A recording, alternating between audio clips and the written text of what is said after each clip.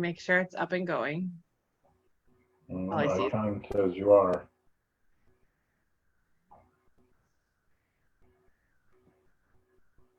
get it up so that I can see comments and questions, because hopefully there'll be some of them.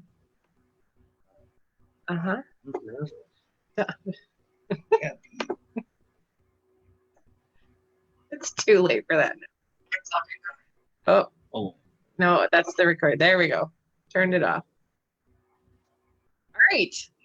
We are live. And it is 20 laps with Chris and Jerry. And yeah, hold on. I got to shrink my screen a little bit. And Mike Held, number 77 street stock driver. Hello. A few minutes. Oh, there he is. Come here, Cameron. Come in the middle. And number 17, Cameron Held, box stock, right? Yep. How are you guys? Field box stock. Field box stock. All right, so we'll start with some questions. Jerry will start asking some questions. I'm watching the feed Facebook post. If there's any that pop up there, I'll throw some out there. So we will get started. Hey, Mike, we'll go to you first, and we'll save the big stuff for when we get to the big guy there. You've been running the dirt now for a couple of years. You made the switch, former pavement racer. Tell us about the move from pavement to dirt. Give us the 2-minute elevator speech about the career of Mike Held, the racer. It started. I started ice racing actually in 2008. Is where I actually started racing. And then I started helping my buddy Cale Peterman out. He ran a hobby stock at Columbus 151, which is no longer, which sucks. But I started helping him out. And I got curious myself. I never envisioned myself as a summertime racer, even though I always wanted to be. I just thought somehow you had to be in a club or something in order to get there, and that wasn't true. So I remember talking to Cale about how do you get into summertime racing? He's like, well, you pay your $25 pit pass and you show up with a car. And I was like, you gotta be kidding me. So I bought Tom Barron's old Bandit and started 2009. I won my very first race out at Columbus, which was kind of cool. And then I got a hobby stock, which I bought from Dustin Ward, won Rookie of the Year in 2011 with that. And then won my first feature on championship night, beating guys like Steven Sauer and Dustin Ward and Cale. So that was pretty cool. We all had a good time in the pits after. The camaraderie was great. 2014, I bought Cale's car. I tried running the asphalt with it, had very bad engine problems. Had a bad engine build pretty much, and I didn't race 2014, and Columbus was shutting down. I didn't want to race Jefferson just due to one, the haul, and two, the lengthy process between hot laps, practicing, qualifying. So I made the switch to the dirt in 2015. I came down to Beaver Dam and I won my third night out, beating Mark Baker, which was pretty cool for a heat race. And I met some pretty cool people along the way. I ran the fairgrounds. I went up and ran Oshkosh, won my first race up there, which was pretty cool.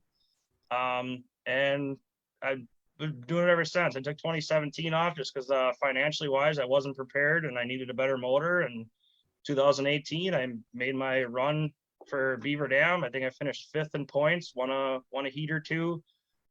2019, I think we won 6 races and 1 feature. And this year I got 2 heats and 2 feature wins. So it's been fun. It's been real. Met a lot of cool people. It's been fun. You've got quite a good looking race car, but I also noticed, you mentioned Cale, and I know he helps you, and he's one that has picked up that Golden Wrench Award in the past. But you've got a lot of good people helping you, but also some great sponsors that really support your racing. Give us take 2 minutes and tell us who that is. Well, first and foremost, the hood sponsor is a Cardo Club down in Butler, Wisconsin. That's would be one of my cousins, Sue, and she was just diagnosed with breast cancer not too long ago and had to have a surgery.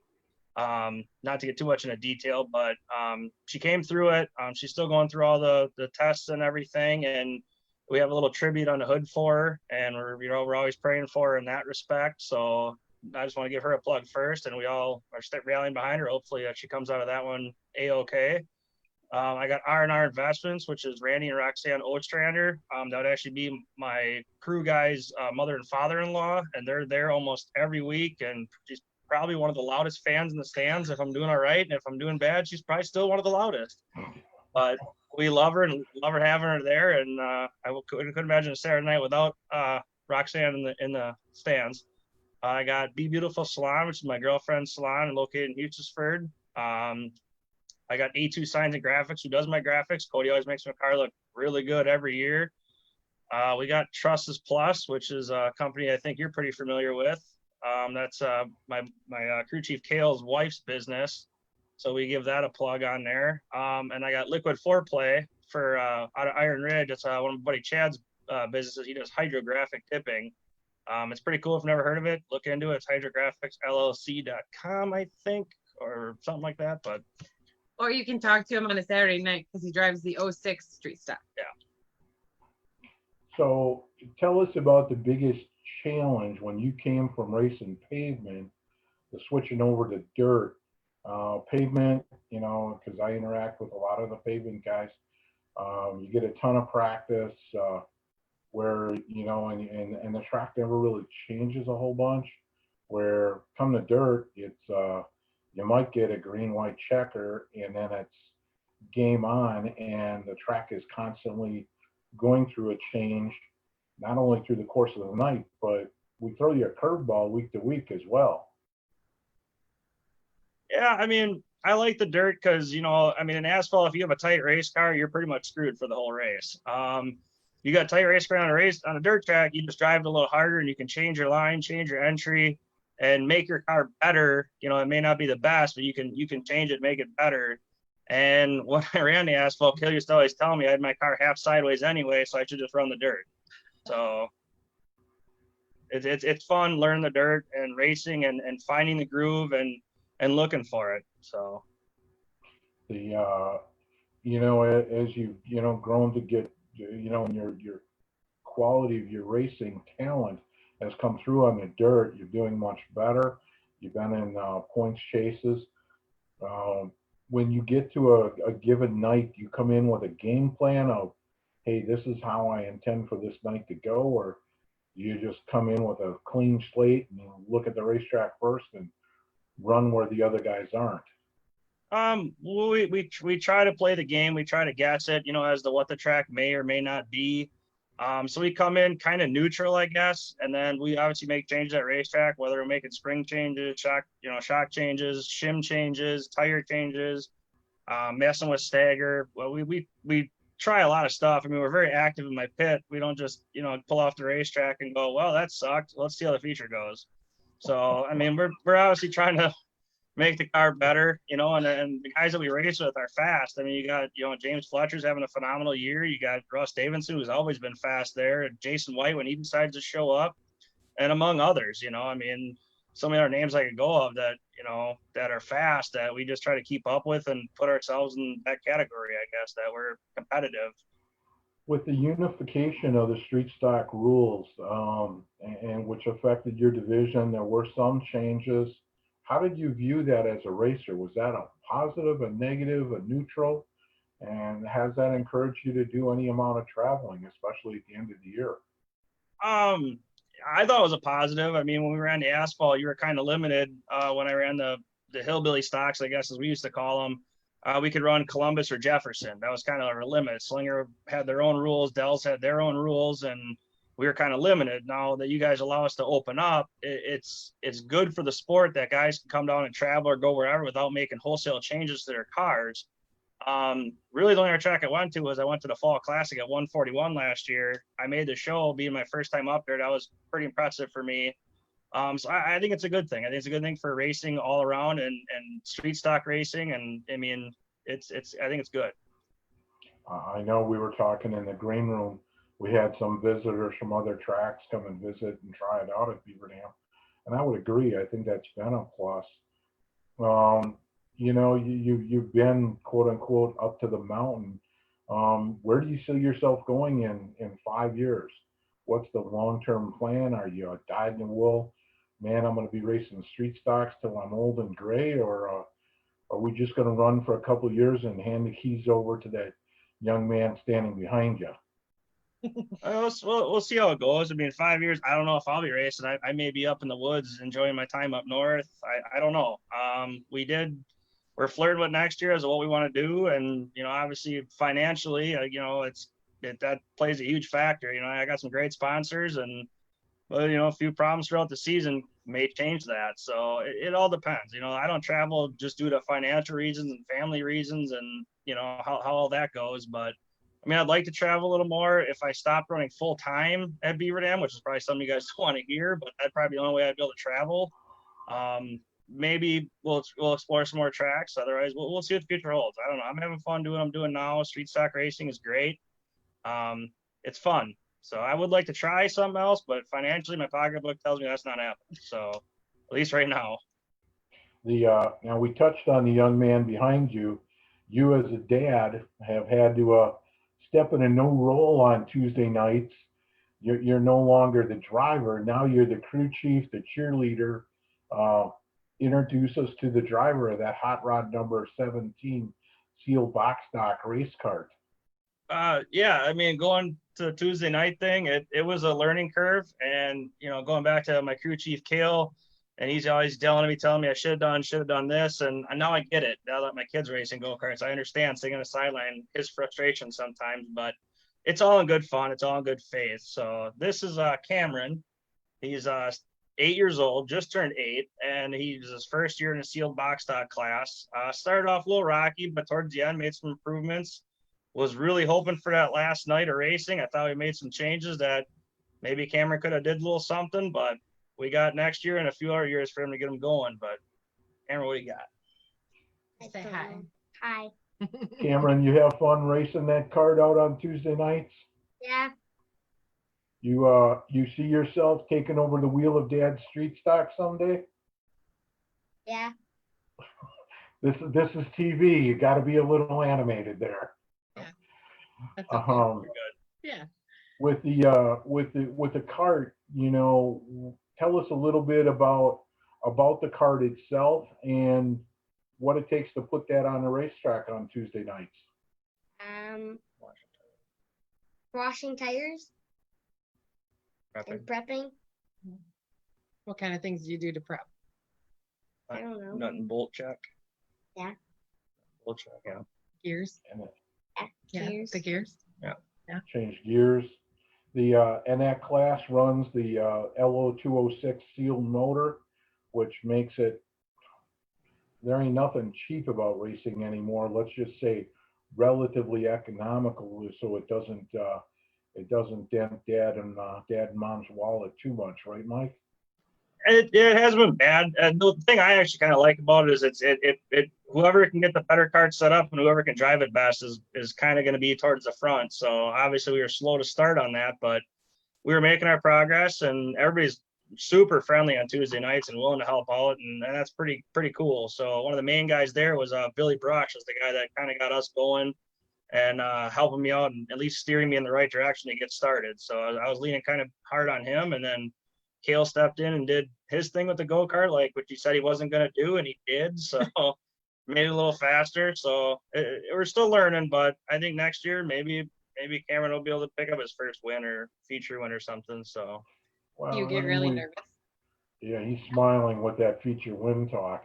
And I know we've seen Todd Asherin and his son stepping in the carts, and and I'll throw this out there: which is more satisfying, you winning on Saturday night, or is it going to be watching him win on Tuesday night?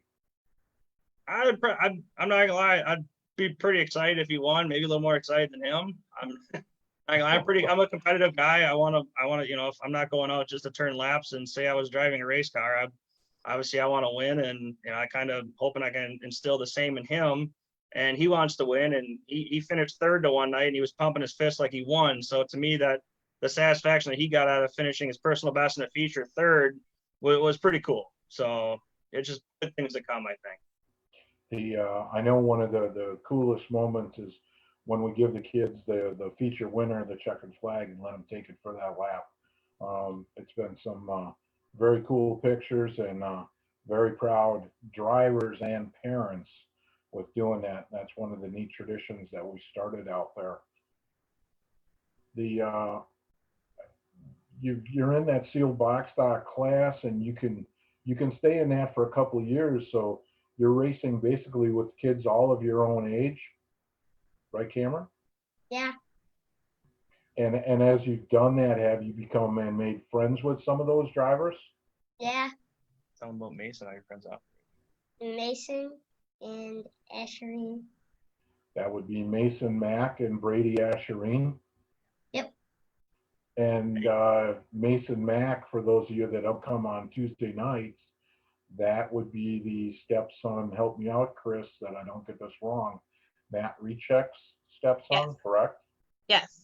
You know, so that multi-generational thing, and dads are all getting experience as to what it takes to put a cart out on the track. And some of those changes, Mike, that you guys get to make on those carts as opposed to your cars, pretty subtle, but yet change the handling in a big way. Oh yeah, I mean, obviously, I'm trying to gain. I don't have one of them digital micrometer things that they have, so I'm just trying to gauge off what he's doing and looking at the cart, and judging, trying to figure it out that way, and then going off a 7-year-old's perspective as to what's going on with the go-kart. So that's a challenge in itself, but he does a good job. He tries to tell me what he thinks it's doing, and we try to adjust, and either it works or it don't. So And we were talking in the green room, another one of your in-laws, if you will, has a daughter out there racing carts. Lily. Lily. Lily Fosbender. Fosbender. Tell us about your relationship with the Fosbenders, Mike. yeah, my brother-in-law is Lance Fassbender. My girlfriend Janine, it's their sister Nikki's husband. So Cameron grew up watching obviously Lance race, and actually so did I. And I had the pleasure of meeting his dad, Fuzzy, one of the greats in Wisconsin, and Hall of Famer himself. And it's a great family overall. They're very welcoming to anybody that shows up. Lily's doing a fantastic job herself in her go-kart. Lance is doing pretty well. She almost got the heat win. I believe Lance is racing at Plymouth tonight for a 3-day show, and then they'll wind up at Beaver Dam on Saturday. And I think we're going to be in attendance for that. So I'll be sitting on the grandstand sides. It'll be a little weird, but I hear the drinks are good on that side. So I always hear that there's a lot of cool things on that side. Unfortunately, I never make it over there, but until too late. By the time I get there, it's all locked up and all the fun stuff is put away. Well, then you just got to come back to my trailer because we're always having a good time there. Stop down by the trailer of the 77 Street Stock at the end of the night. It's usually one of the last ones to leave. Yeah, Carolyn will remind me. Any aspirations for you to get behind the wheel of one of them carts and try it out? Ooh. You can. Get behind a cart? Yeah, you could drive a cart. I went down to Sugar River Raceway and raced down there with the ice racing crew once, and after 10 laps, I felt like I had shaking baby syndrome and my hands hurt, so probably not. No, suspension is a key, and my back is not going to feel one of them things. So. Do you bounce Yeah. a lot? It's a big rock that I went bing on my seat. Yeah, we do our best to try and get them prepped smooth, but it is a dirt track, and you can ask Carolyn Miller about her experience racing a kart, both on pavement and at Beaver Dam. That it's different, but the kids have seemed really to adapt to it. And as long as the kids are having fun and learning those good skills to continue with racing, it's all what it's all about. Yeah, I mean, the same as a Saturday night. You adapt to what the track's giving you, and then you go from there. So, everybody's got to race on the same surface, and that's what's nice about it. You get guys that complain that the track's dry. You get guys that complain that the track's heavy. Me, I don't care. I'm gonna race it regardless. If I had a preference, dry it out. Let's not make junk, and let's have some fun. And the Carters have their banquet, even though they got rained out. Their awards banquet is this week, so I know I've seen that list. Chris usually asks this one, and I'll ask both of you. I know, Chris, stealing your thunder. Yeah. Well, you go ahead and ask him. Okay, first, Why did you pick the number 17? Because I also, because Come up a little closer. I'm I- not sure if they can hear you. my, Landon's because football number. Landon's football, my brother's football number, And it's your birthday. and my birthday, and And he didn't know it, but his uncle Lance, when he first started in the hobby stocks back in the day at the fairgrounds, was also number 17. So that's just kind of curious because my birthday is the 17th, his birthday is the 17th, and his great grandfather, my grandfather, is also the 17th. There's a lot of correlation in there. I let him pick his own number. I wasn't going to be one of those guys that, well, you're running 77. You know, have some originality. Come up with a number. And he picked that one, and I didn't argue it. It was pretty fitting. So. Cool. I like Okay. the number. So now why did you pick 77? All right. I grew up watching the other Mike Heldet Slinger that I get referenced to more times than I probably should. And he was number 72 back when he was running the Midwest Modifieds. And I always thought that number was pretty cool. So when I got into high school and I wanted to play football, I was going to pick that number, but another person had it. So the other number that I thought it was cool was 77. And it's just kind of stuck ever since. So. And now that Mike Winter's retired, you get it all to yourself.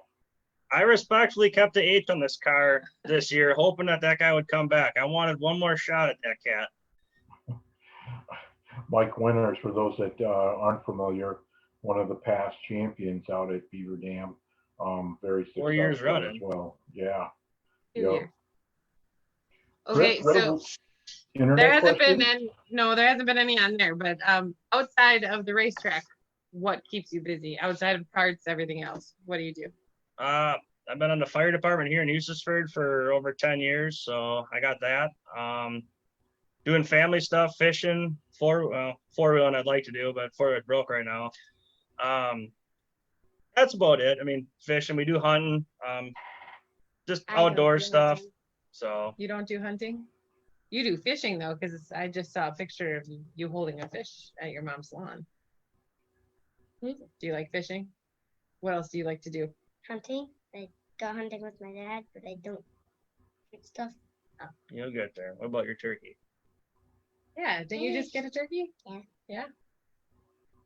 He shot a big turkey a few years ago since he's being a little shy. So Yeah. 30 pounds. with a 410 at 20 plus yards, that was pretty impressive. It was almost a 30-pound turkey. So who got the bigger turkey, Dad? I don't turkey. I don't bird hunt. I've just gun hunt or deer hunted. So I've never shot a turkey or a bird, and I don't know. I guess I never got into it. So So you got one up on dad. Look at that. I was actually at a fire training when because he actually went with Kale again and went hunting and shot it with Kale out there. So I want to shoot a deer because there's a lot of deer out there. There's a lot of deer. Hopefully, I can shoot a deer with the two. Okay, so this is one that you usually ask or have asked before, so I'm going to steal yours, and it's for you. If there was one thing in racing today that you could change, what would it be? I don't know. I mean, nothing really. I mean, get the street stocks on one tire. They'll start there. I mean, let's shoot for that one. I mean, but other than that, I don't know. Nothing really. I think the camaraderie's been great everywhere I go. Everybody's welcoming, willing to share setup stuff, whether they're telling the truth or not, I don't know. But Okay. it's been fun. I mean, I don't know. I don't know if I'd change anything. Obviously, I don't think you had an opportunity to race karts as a kid. If you'd No. had that opportunity that you're now giving your son, do you think you would have taken your dad up on it or taken that opportunity, and would it have made you a I'll better take anybody racer? up that wants me to race something. I don't care. I mean, we could raise bar stools around the bar and I'd be up for it. I mean, somebody's gonna buy me some, absolutely, let's go. But if somebody's letting me run, I'll do the same. So Chris, what else have you got? Let's see. Jeff says hi. Jenny, Yeah, Jenny Becker says, Cameron, I know you can talk way more.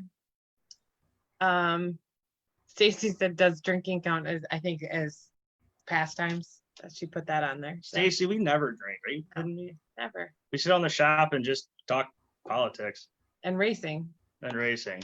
And your crew is hard at work on your car tonight. Yeah, they're actually on the garage right now, wrenching on the car, trying to figure out if there's something wrong with the rear end from last week or not, I don't know. I guess I'll find out when I go out there, but we'll see. I mean, I had a pretty good car last feature. Something went wrong and I fell back to 7th. So we'll have to address it and try to get her fixed before next Saturday. And saving grace is this Saturday, you guys have a week off with the IRA MSA Legend Show, but following Saturday, you'll be back at it, and only a couple nights left in championship point schedule for you this year. Yep. Yeah, it's been a fun year. We've had our highs and we've had our lows, a little more lows than we wanted to, but it's racing. What do you do? I mean, we show up every week and try to be prepared, try to run everybody clean, and sometimes you get run clean, sometimes you don't. Sometimes it goes your favor, and sometimes it doesn't work out in your favor. I mean, it's a gamble every time you roll on the racetrack and take the green flag. One thing I'll say about dirt racing is it's literally uncontrolled chaos from the drop of the green flag. That would be an understatement. Some nights more so than others. Yeah. I mean, you can go in with a game plan, but usually what you're thinking is by the time you come out of turn 4 and opening lap, whatever you thought, it didn't happen. So. And then you have that voice yelling in your ear. Yeah, and then you got the voice yelling in your ear when you get upset. The good part is you can yell back, but we don't get to listen. That's probably a good thing. Fun part. That's probably a good thing most nights. You wouldn't want to hear some of the stuff I have to say. So it's PG. Right. It should be like NASCAR. Somebody popped up. I believe it's your sister. Oh, boy. Oh, you didn't mention her, so she's your favorite. Oh yeah, my sister. Sorry, Jess. I did forget one other sponsor of my car too, being put on the spot like that. I forgot Kurt's Collectibles on the trunk. He sells antiques, toys, comics, collectibles. I mean, pretty much anything old, he's probably got it. And then my sister, it was a big contributor for Cameron's go-kart because my nephew or her son used to race Bandoleros at Jefferson, and she lent or gave Cameron for sponsorship his driver's suit, his helmet, I think driver's suit and helmet. Yeah, not the gloves. Not the gloves. So that was a big help. I mean, that saved us a lot of money. I mean, safety equipment is not a cheap date, even for kids. I mean, it's expensive. So that was hugely appreciated in that aspect. So thank you, Jess. Because I'm pretty sure Jess wants a new suit for me. Jess wants a new suit for race. Yeah. Alright. And then going back to Cameron's go-karting, he's wearing an Adam Reed t-shirt right now, which is actually Mason Mack's dad. Yeah. And Cameron's actually good buddies with him because I'm friends with Adam. We hang out outside the races, and him and the kids and Adam's oldest son, Braden, they hang out all the time. So for Cameron to race with Mason is kind of cool. And I've caught him on a few Saturday nights behind the bleachers talking racing, and it's funny. It's comical, but hey, you got to start him young. So it's the shorter or the younger version of you and Adam talking Yes. racing. Yes. So, And for those that don't know, Adam Reed, quite the accomplished race car driver himself, started out in the Legends, moved up, I believe he's currently in an A-mod, running an intermittent schedule. yep. Yeah, he's running up north mainly. I don't know his schedule. He just moved up there. I haven't talked to him in a while, but he's doing all right for himself. I think he got a B main win or something a few weeks ago, so he's doing all right. You got a heat win and a B main win because Yeah. I saw pictures. Yep.